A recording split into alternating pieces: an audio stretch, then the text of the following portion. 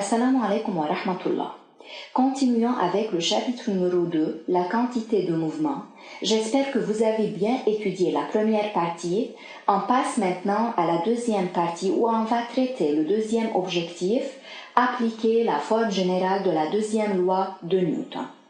N'oubliez pas que la quantité de mouvement d'une particule est donnée par P est égal la masse de cette particule multipliée par le vecteur vitesse de la particule et la quantité de mouvement d'un système des particules P du système est égale à P du centre de masse de ce système est égale à la masse du système multipliée par la vitesse du centre de masse. Quelle est l'expression générale de la deuxième loi de Newton? Une force appliquée sur un corps change sa vitesse et par suite sa quantité de mouvement. Plus la variation est rapide, plus la force provoquant cette variation est forte. Alors, la force et la variation de la quantité de mouvement affectent l'une sur l'autre. Cette variation est régie par l'expression générale de la deuxième loi de Newton, qui est la somme des forces extérieures est égale à la dérivée de P par rapport au temps. Si le système est de masse constante, comme dans le cas de deux balles en choc, c'est-à-dire la dérivée de la masse par rapport au temps est égale à 0. Sachant que P est égal à m fois V, alors la dérivée de P par rapport au temps est égale à la dérivée de m fois V par rapport au temps. Notant que la dérivée de deux fonctions E fois V est égale à E'V plus V'E. Donc, dP sur dt est égal à m fois dV sur dt plus V fois dm sur dt. Mais dm sur dt est égal à 0, donc la dérivée de P par rapport au temps est égale à m fois dv sur dt, ça fait m fois a puisque l'accélération est la dérivée de la vitesse par rapport au temps. Alors, la somme des forces extérieures qui est égale à dp sur dt est égale à m fois ag, ce qui représente le théorème du centre de masse. N'oublions pas que la somme des forces internes est nulle en raison de la troisième loi de Newton, principe d'interaction.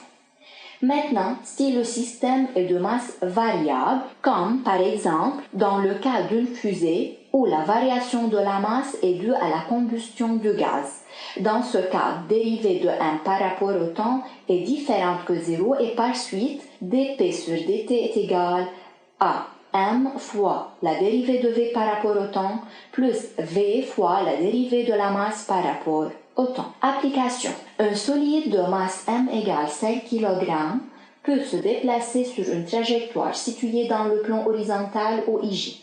Il part du repos à t0 égale à 0 sous l'action de deux forces, F1 égale 5i plus 15j et F2 est égal 10i plus 10j.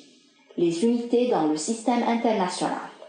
Premièrement, déterminer à un instant t la quantité de mouvement du solide dans le repère OIJ. On sait que le solide est soumis sous l'action de quatre forces qui sont mg, la réaction normale du support, F1 et F2. Bien sûr, directement on pense à la deuxième loi de Newton pour déterminer la quantité de mouvement, qui est la somme des forces extérieures est égale dp sur dt. On sait que mg plus n est égal à 0, puisque le solide se déplace horizontalement, alors la somme des forces extérieures est égale à F1 plus F2, ça fait 5i plus 15j, plus 10i plus 10j, on obtient la somme des forces extérieures est égale à 15i plus 25j qui représente la dérivée de P par rapport au temps. P est égal à intégrale de dp sur dt fois dt, ça fait intégrale de 15i plus 25j dt. On sait que l'intégrale de k dt est égale à kt plus constante, d'où P est égal à 15ti plus 25tj plus constante comme vecteur.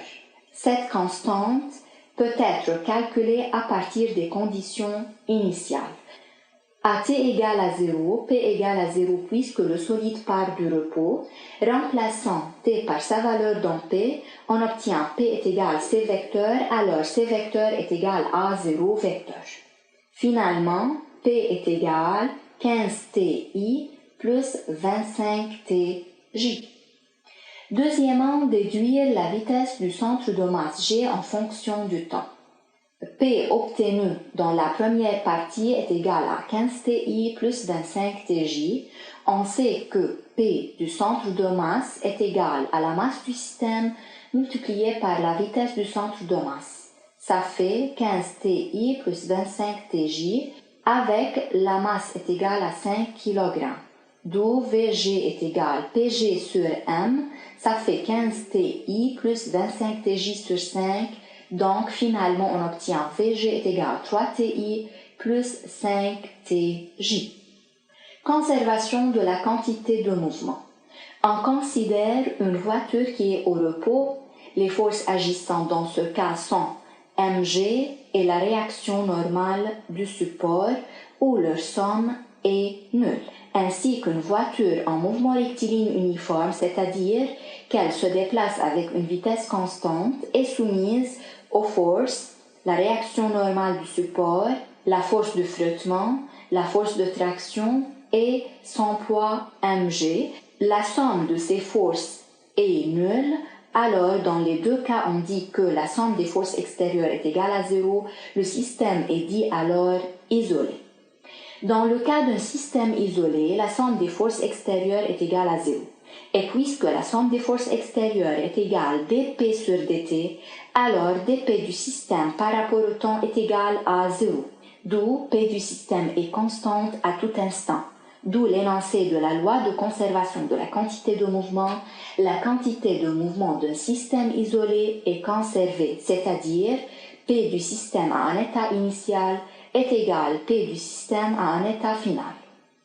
Notons bien que la dérivée de P par rapport au temps est égale à la variation de P par rapport au temps, c'est-à-dire dP sur dt est égal à delta P sur delta t lorsque la quantité de mouvement varie linéairement en fonction du temps.